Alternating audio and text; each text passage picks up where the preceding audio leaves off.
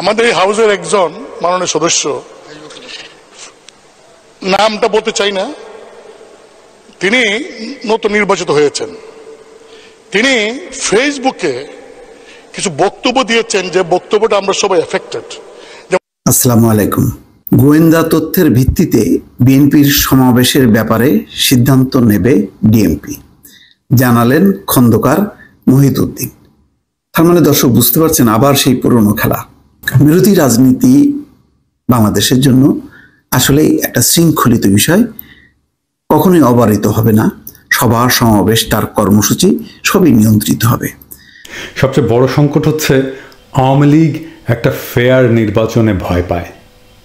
সে মনে করে একটা ফেয়ার নির্বাচন দিলে সে জিততেই পারবে না। ভেবে দেখেন, এই থেকেই সব সমস্যার শুরু।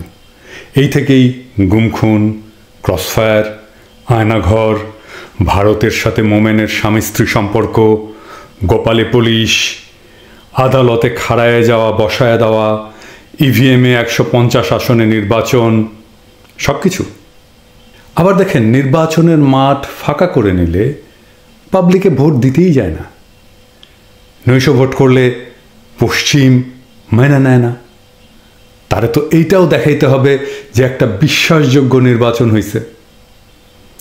আওয়ামী লীগ যদি এই কনফিডেন্স পাইতো যে সে নির্বাচনে দাঁড়াইলে পাবলিকে খুশি মনে তারে ভোট দিয়ে জিতায় দিবে, তাহলে বাংলাদেশের সব সংকট কাটে যেত। আসসালামু আলাইকুম প্রিয় দর্শক, ফাইনালি চলে আসলাম আপডেট ও গুরুত্বপূর্ণ কিছু নিউজ নিয়ে আপনাদের মাঝে। প্রিয় দর্শক, অবশ্যই ভিডিওটি শেষ অবধি দেখবেন। দর্শক, আপনাদের কাছে ছোট্ট একটি অনুরোধ, দেশ এবং দেশের বাইরে হলে কমেন্ট বক্সে লিখে জানিয়ে দেবেন, আর চ্যানেলে নতুন হলে সাবস্ক্রাইব করে পাশে থাকা বেল বাটনটি অবশ্যই অল করে দেবেন, কারণ পরবর্তী আপডেট নিউজ সবার আগে পাওয়ার জন্য প্রিয় দর্শক আর অবশ্যই একটি লাইক দেবেন। দর্শক, আর দেরি নয়, মূল ভিডিওতে যাওয়া যাক। আমি খুব দুঃখের সাথে একটি বিষয় আপনার দৃষ্টি আকর্ষণ করছি। যে বিষয়টা বলবো সেটা আপনিও জড়িত, সংসদ নেতা জড়িত, 350 জন এমপির মধ্যে 349 জন এমপি জড়িত, শুধু একজন ছাড়া। আমাদের এই হাউসের একজন মাননীয় সদস্য, নামটা বলতে চাই না, তিনি নতুন নির্বাচিত হয়েছেন। তিনি ফেসবুকে কিছু বক্তব্য দিয়েছেন, যে বক্তব্যটা আমরা সবাই এফেক্টেড। যেমন 1 নম্বর, তিনি বলেছেন জনগণের উদ্দেশ্যে যে আপনারা কি জানেন এমপিরা কত বেতন পায়? তারা তো এটা বলে না, গোপন করে। তিনি বলেছেন যে 1,72,000 বেতন তিনি পেয়েছেন। মানে স্পিকার, আমরা কত বেতন পাই এটা তো লুগানি কিছু নাই, এটা ওয়েবসাইটে গেলে পাওয়া যাবে। দেন তিনি বলেছেন যে এই 3 মাসের মধ্যে, জানেন 3 মাসের মধ্যে আমি 28 কোটি টাকা পেয়েছি। 28 কোটি টাকা কিভাবে পেলেন? যে 3 কোটি টাকা পেয়েছেন গম টমের জন্য, আর 25 কোটি টাকা পেয়েছেন রাস্তার জন্য। বলছে আপনি জানেন যে 3 মাসে আমি 28 কোটি টাকা পেয়েছি। মানে স্পিকার, এই যে 28 কোটি টাকা পেয়েছেন, এই কথা যে বলছেন, এই টাকা কি আমি পেয়েছি? আপনি মানে স্পিকার এমপি আপনি কি পেয়েছেন? মানে সংসদ নেতা প্রধানমন্ত্রী তিনি কি পেয়েছেন? কারণ এই আমাকে কিন্তু ইতিমধ্যেই ওই ফেসবুক দেখে অনেকে বলছেন যে 25 কোটি টাকা পাইছেন, এই টাকা কই? তিনি বলছেন যে 25 কোটি টাকা তিনি পেয়েছেন, আমরা তো পাই নাই। মানে স্পিকার, আপনি জানেন যে বর্তমান সরকার গত কয়েক বছরও আমাদেরকে এমপিদেরকে সুযোগ দিয়েছিলেন যে স্থানীয় সরকার মন্ত্রণালয়ে প্রতি বছর 4 কোটি করে, 5 বছরে 20 কোটি, এইবার বলেছেন 5 বছরের জন্য 25 কোটি টাকার প্রকল্প নাম দেওয়ার জন্য। মানে স্পিকার, আমি ক্লিয়ার বলতে চাই যে আগামী 5 বছরে আমরা কয়টা প্রকল্প করব, নাম দিছি আমরা, টাকার সঙ্গে তো আমার কোনো সম্পর্ক নাই। এই আমরা নাম দেই, এলজিডি তারা সার্ভে করে, তারা টেন্ডার করে, তারপরে তারা কাজ করে, বাস্তবায়ন করে। কিন্তু মাননীয় সদস্য যেভাবে বলছেন যে আমরা 25 কোটি টাকা আমরা পেয়েছি, শুধু তাই না, তিনি আরো বলেছেন যে এমপি যে তো লাভবান, যদি আগে জানতাম তাহলে আরো আগে এমপি আমি তো বড় ব্যবসা। মানে স্পিকার, আমি আপনাকে বলছি, কারণ আপনি হলেন এই সংসদের গার্ডিয়ান। আমাদের কোনো সদস্য যদি এমন কোনো কথা বলে, যে কথায় প্রধানমন্ত্রী মানে স্পিকার সহ 349 জন এমপি সম্পর্কে মানুষের কাছে ভুল বার্তা যাবে, তার সস্তা জনপ্রিয়তা অর্জন করার জন্য যদি এই ধরনের কথা বলে ভুল বার্তা যায়, সেই বিষয়টা আপনি দেখতে পারেন। মানে স্পিকার কিছুদিন আগেও লোকসভাতে আচরণবিধির ভঙ্গের কারণে একজন ওয়েস্ট বেঙ্গলের একজন লোকসভার সদস্য মহিলা, তিনি প্রশ্ন করেছিলেন পার্লামেন্টে, দেখা গেল এই প্রশ্নটা যে কোন স্বার্থে বিনিময় করেছেন, তার মেম্বারশিপ নাই। আমি আপনাকে বলবো যে আমরা অনেক কথা বলবো, এখানে ডিবেট করব, কিন্তু এমন কোনো কথা বলবো না, বলতে পারি না, অধিকার আমার নাই যে আমার কথা 349 জন এমপি তাদের ইজ্জতে যাবে, তাদের সম্পর্কে মানুষের মধ্যে একটা ভুল বোঝাবুঝি হবে। আপনি আমার কাছে মানে স্পিকার এটা আছে, পুরো রেকর্ডিংটা আছে, ভিডিওটা আছে, আমি আপনাকে পাইতে পারি। আপনি ভিডিও দেখেন, দেখে আমার কথাগুলি যদি মনে হয় আপনার যে ইয়েস আমি যা বলছি এই কথার কারণে জনগণের কাছে 349 জন এমপি সম্পর্কে ভুল বার্তা গিয়েছে, যদি আপনি এটা মনে করেন, তাহলে আপনি গার্ডিয়ান হিসেবে সেই সংসদ সদস্যকে ডেকে আপনি তাকে কি করবেন, এটা আপনি একটা ব্যবস্থা নেবেন, এটা আমার অনুরোধ। মাননীয় স্পিকার, আপনাকে ধন্যবাদ।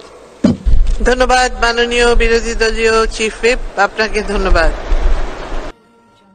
ভেবে দেখেন, এই থেকেই সব সমস্যার শুরু। এই থেকেই গুমখুন, ক্রসফায়ার, আয়নাঘর, ভারতের সাথে মোমেনের স্বামী স্ত্রী সম্পর্ক, গোপালে পুলিশ, আদালতে খাড়ায় যাওয়া বসায় দেওয়া, ইভিএমে 150 আসনে নির্বাচন, সব কিছু। আবার দেখেন, নির্বাচনের মাঠ ফাঁকা করে নিলে পাবলিকে ভোট দিতেই যায় না। নৈশ ভোট করলে পশ্চিম মেনে নেয় না। তারে তো এইটাও দেখাইতে হবে যে একটা বিশ্বাসযোগ্য নির্বাচন হয়েছে। আওয়ামী লীগ যদি এই কনফিডেন্স পাইতো যে সে নির্বাচনে দাঁড়াইলে পাবলিকে খুশি মনে তারে ভোট দিয়ে জিতায় দিবে, তাহলে বাংলাদেশের সব সংকট কাটে যেত। তাই আমাদের সবারই উচিত আওয়ামী লীগরে এমন একটা স্ট্র্যাটেজি দেওয়া, যে স্ট্র্যাটেজি অনুসরণ করলে সে 100% নিশ্চয়তা পাবে যে সে একটা ফেয়ার নির্বাচন করলে জিততে পারবে। আমি আওয়ামী লীগকে একটা ফুল প্রুফ স্ট্র্যাটেজি দিতে চাই। এই স্ট্র্যাটেজি নিলে আপনি যত বড় আওয়ামী লীগ বিরোধী হন না কেন, আওয়ামী লীগকে আপনি আনন্দের সাথে নৌকা মার্কায় ভোট দিয়ে আসবেনই আসবেন। শুধু আপনি না, মির্জা ফখরুলও ভোট দিয়ে আসবে নৌকায়। জামাতও আওয়ামী লীগকে ভোট দেবে নৌকায়। জি, আমি বাড়ায় বলতেছি না। আজকের আলোচনা কিন্তু খুবই সিরিয়াস আলোচনা, দেশ ও জাতির ভবিষ্যৎ নিয়ে। তাই আশা করি মন দিয়ে শুনবেন। আজকে কিন্তু কোনো ফান হবে না, বি সিরিয়াস। আবার ধরেন, স্যার জাফর ইকবাল আছেন না, ওনার আবার একটা তত্ত্ব আছে। তিনি বলেন, ভোটে জিতবে যে সেই দল হবে মুক্তিযুদ্ধের পক্ষের শক্তি, আবার যেই দল হারবে মানে বিরোধী দল হবে, সেই দলও হবে মুক্তিযুদ্ধের পক্ষের শক্তি। আবার কেউ যেন ভুল না বোঝে, সেই জন্য আওয়ামী লীগের নেতারা বলতেছেন ইদানিংকালে যে বিএনপি মুক্তিযুদ্ধের পক্ষের দল না। তার মানে জামাতের কথা বাদই দেন, জামাত তো নাই, বিএনপিও ভোটে দাঁড়াইতেই পারবে না। আবার ধরেন সিপিবির একটা তত্ত্ব আছে না, আপদ আর বিপদের তত্ত্ব। তার মানে আওয়ামী লীগ হইতেছে আপদ আর বিএনপি হইতেছে বিপদ। সিপিবির সাবেক সভাপতি মঞ্জুরুল হাসান খান তো বলছেনই, যতদিন সিপিবি ক্ষমতায় আসার সম্ভাবনা সৃষ্টি না হয় ততদিন আওয়ামী লীগই যেন ক্ষমতায় থাকে। আমরা চাই না যে বিকল্প একটা মুক্তিযুদ্ধের পক্ষে প্রগতিশীল শক্তি ক্ষমতা আসার সম্ভাবনা সৃষ্টি হওয়ার আগে শেখ হাসিনা সরকারের পতন হোক। কেননা সেটা পতন হওয়া মানে স্বাধীনতা বিরোধী শক্তি এখানে ক্ষমতায় আসবে। আজকে বাংলাদেশের অভ্যন্তরীণ প্রতিক্রিয়াশীল শক্তি জামাত ইসলাম এবং আন্তর্জাতিক শক্তি পাকিস্তান, আমেরিকা, এমনকি ভারতের মধ্যে দক্ষিণপন্থী যারা সাম্প্রদায়িক উগ্র সাম্প্রদায়িক হিন্দুবাদী শক্তি, তারা এই চক্রান্ত করছে। সেই চক্রান্তের আমরা বিরোধিতা করি। তাহলে আসেন আমরা দেখি আওয়ামী লীগ এবং তার মিত্রদের চাওয়াগুলা কি কি। 1 নম্বর চাওয়া, আওয়ামী লীগ ফেয়ার নির্বাচনে জিতবে। 2 নম্বর চাওয়া, বিএনপি জামাত বিরোধী দল হইতে পারবে না, বিরোধী দল হবে বামেরা। আর 3 নম্বর চাওয়া হলো জনগণ খুশি মনে আওয়ামী লীগকে ভোট দিয়ে আসবে। খুবই জটিল সমস্যা না? কিন্তু আমার কাছে কোনো সমস্যা না। আমি এমন স্ট্র্যাটেজি আজকে দিব যে এই আওয়ামী লীগের 3 ইচ্ছাই পূরণ হবে। আগেকার দিনে নাকি তপস্যা করলে আসমান থেকে দৈত্যেরা দর্শন দিতেন এবং 3টা খায়েশ পূরণ করে দিতেন। আজ আমি আওয়ামী লীগের 3টা খায়েশই পূরণ করে দেব। কেমনে? আওয়ামী লীগের এই 3টা খায়েশই একই সাথে পূরণ হবে। একটা কাজ করতে হবে আর কি, ছোট কাজ, বড় না। আমি খুব ডিটেইল আজকে বলবো না, আমি শুধু পদ্ধতিটা মোটা দাগে বলে দেব।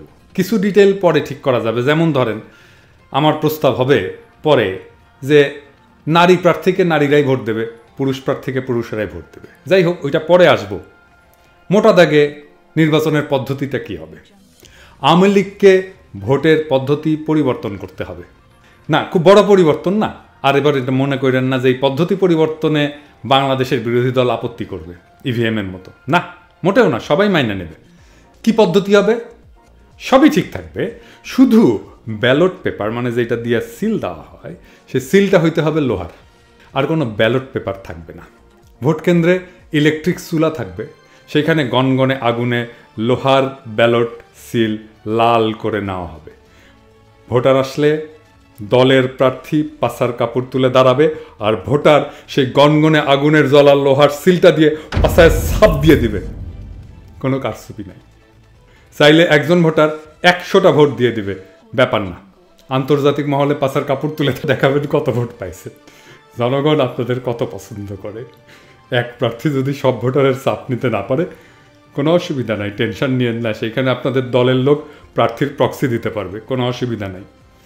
কোনো ক্যাম্পেনের দরকার নাই। জয় বাংলা জিতবে এবার নৌকা বলে খ্যামটা নাচ দেওয়ারও দরকার নাই। কোনো টাকা পয়সা খরচা নাই, পোস্টারও ছাপাইতে হবে না, মাস্তানিও করতে হবে না, কেন্দ্র দখল করতে হবে না, কেন্দ্র পাহারাও দিতে হবে না, পুলিশ আর্মি বিডিআর আপনাদের পাহারা দিতে হবে না, কিচ্ছু করতে হবে না। কোথাও কোনো সহিংসতা হবে না, শান্তিপূর্ণ ভোট হবে। খালি ভোটের দাঁড়ান, আপনার ভোট পাওয়া 100% গ্যারান্টি দেওয়া থাকলো। চাইলে সিল দেওয়ার সময় জয় বাংলাও বলবে সবাই, মির্জা ফখরুলও গিয়ে আপনারই ভোট দিয়ে আসবে, লিখে রাখেন। আর হ্যাঁ, আমিও যাব কিন্তু ভোট দিতে। আমি ধানমন্ডির ভোটার। শুধু একটাই আবেদন থাকবে, ওই আসনে যেন একটা সিপিবির প্রার্থী থাকে। খালি আবার বলে দিয়েন সিল মারার সময় কি বলবো, জয় বাংলা। ব্যাপারে সিদ্ধান্ত নেবে ডিএমপি, জানালেন খন্দকার মহিউদ্দিন। তার মানে দর্শক বুঝতে পারছেন, আবার সেই পুরনো খেলা। বিরোধী রাজনীতি বাংলাদেশের জন্য আসলে একটা শৃঙ্খলিত বিষয়, কখনোই অবারিত হবে না। সভা সমাবেশ, তার কর্মসূচি সবই নিয়ন্ত্রিত হবে। এরকম একটি শাসন ব্যবস্থায় এটাই হয়তো স্বাভাবিক। অনেকে বিশ্বাস করতে চান না, মানতে চান না, কিন্তু যদি মানে পর্যবেক্ষণ করা যায় বা বিশ্লেষণ করা যায়, এটাই সত্যি। এই পর্যন্ত নির্বাচনের আগে বা নির্বাচনের পরে পুলিশের একেবারে নিয়ন্ত্রণ ছাড়া, পুলিশের অনুমতি ছাড়া কোনো সমাবেশ কিন্তু আসলে কার্যত বিএনপি করতে পারেনি। এবার আরও কঠিন অবস্থা যে এখন তো তেমন কোনো রাজনৈতিক চাপ নাই, সামনে নির্বাচন নাই, নয়াপল্টনে দলীয় কার্যালয়ের সামনে করতেই পারে যখন তখন। তো পুলিশকে ইনফর্ম করবে, পুলিশ নিরাপত্তা দেবে, কিন্তু এখন অনুমতি দেবে তারা গোয়েন্দা তথ্যের ভিত্তিতে। এমন হইতে পারে তারা বলে যে না, আমাদের কাছে তো গোয়েন্দা তথ্য আছে, সেটা প্রকাশ করা যাবে না, কিন্তু আমাদের কাছে তথ্য আছে যে সমস্যা হইতে পারে, সুতরাং দিলাম না। কি করবা? কিছুই করার নেই।